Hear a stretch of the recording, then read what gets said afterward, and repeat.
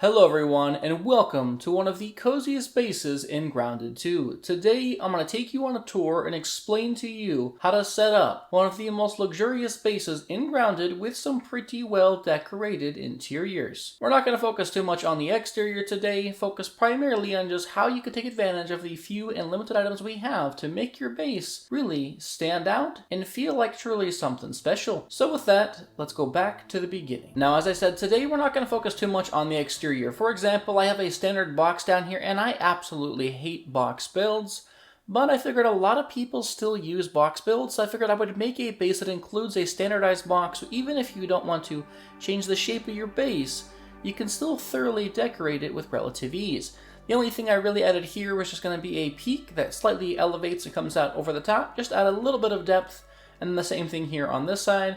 Then on this top section here, I do have something a bit more rounded.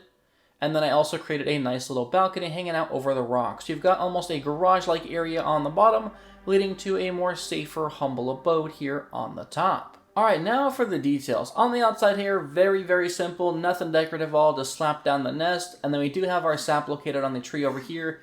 You'll have all the sap you'll need right here in this area.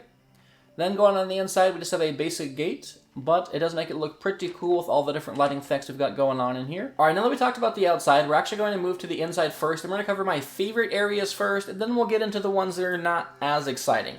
Now, in order to actually bridge, though, from this lower section to this upper section, I needed to basically bring the roof one extra layer over, and what this did is it created an entryway from that base to this base, and in here I just placed these spinning wheels on both sides, which I needed an immense amount of crude rope for this actual base, so these came in very handy.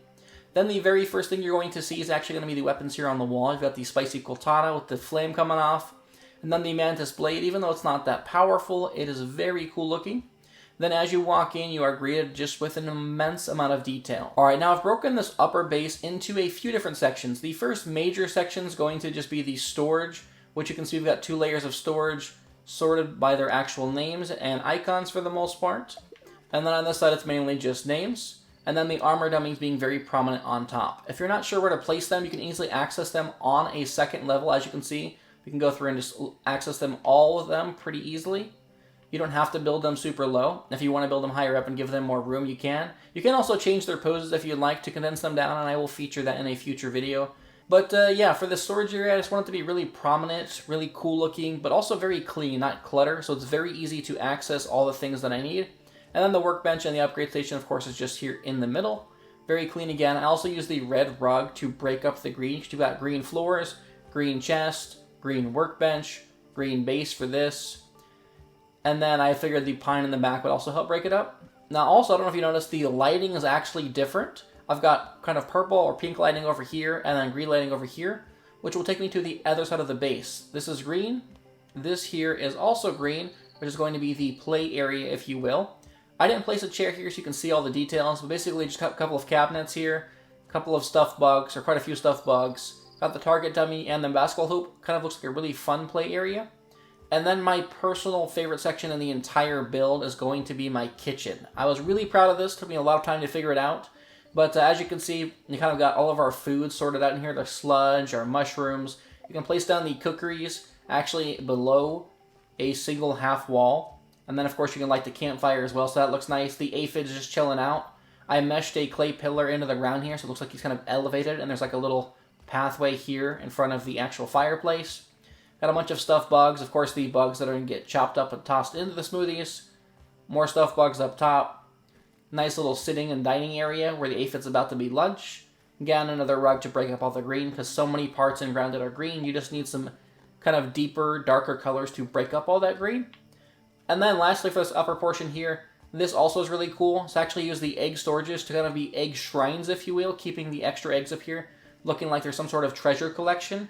And then in order to kind of accentuate them being treasure-like items, actually place the pine chairs inside so it looks like they're actually holding these eggs in place, which I thought was really cool. Now, you can't actually place the pine chair directly inside the egg storage. You can only place the pine chair blueprint. So if you can place the blueprint down, then you can build it while it's actually inside, which gives you this really cool look. On these spider eggs, it does stick out a little bit on the back, but nobody's ever going to see that if you make it in a situation like this, or you place the chair in the corner. So I really liked that. And then we do have the grinders here and a couple of more weapons and a really cool view of the yard. It is dark, but as you can see, it's dark, and this base is so well lit. You can see everything like crystal clear. But as you can see, burgles over there, street lamps over there. It's very scary and ominous, really cool. Nothing bad over here. There's a ladybug over there. I will talk about, though, actually some of the bad stuff once we get outside and at the end of the video. Alright, now move on over to the next portion of the build. We've actually got the bedroom here on the right-hand side. Very small, easy space to access, though, just coming off the stairs. As you can see, it's just a simple 2x2. You've got the larva squaring off with the soldier ant. Then you've got a nice little storage area and the fridge as well with an elevated bed. I do really like these beds because they look like they're kind of just elevated, but I would not recommend setting your respawn point here, because if you do, and you're not a full space away from the roof, you will get stuck in the roof, so don't make this your respawn point. And then we do have some chests over here and some more stuffed bugs. Stuffed bugs just absolutely everywhere. They're super useful. And then over here is the living area, or the living room, if you will. Again, breaking it up with the rug. Got the berry chair, the pine chair sitting at a desk observing the flying fish spotted. Some more stuffed creatures. And here's what's the actual bed, but I tried to place the headboard just underneath the railing, so it almost looks like a couch versus a bed. And this here is my actual respawn point, so I have a full actual wall length above, so I'm not going to get stuck in the actual roof. Now coming down to the next section, for those of you that have seen some of my previous videos, you'll be familiar with this tip here. I just placed down the stuffed creature here next to the dew collector, because when you do, you can actually go through and use this, and it will drop the water from the dew collector down into the actual container, and it will catch the water for you. I think one of them may have actually missed. Yes, it did. It was already full. But yeah, so that's what's going on there. And then on the left-hand side and the right-hand side, it's actually the exact same. So as you can see, we placed down the garden here with the nest directly in the middle. You can actually place the nest in the middle. Same thing, put the blueprint first and then build it here. And so this makes the nest actually have the garden details, so it's not just this red fluffy fuzz. You also have these extra kind of garden or gross-like details. I think it looks pretty cool. And then I built these directly in front of two windows to break up the actual wall, so it wasn't just completely flat on this side. And then I hid the lights behind the target dummies here. Now coming around here, this is a very just basic stem in pallet storage. And then on this side is going to be kind of the greenhouse area, if you will. You've got the jerky racks elevated. I can easily walk underneath and grab all the leather that I need and replace it whenever I want. And then I've just got a couple of aphids hanging out here because you know they love that plant fiber when it gets ground up into a plant slurry. Maybe one day we will get that here in Grounded too. Now the last thing here is on the inside, the pathways are all pebble paths. I've talked about this in a previous video as well. The stone foundations or the pebble foundations do not work well. You cannot place anything on them. But I really like how this is kind of like a garage area down here. So I basically went through and placed down the grass floors first.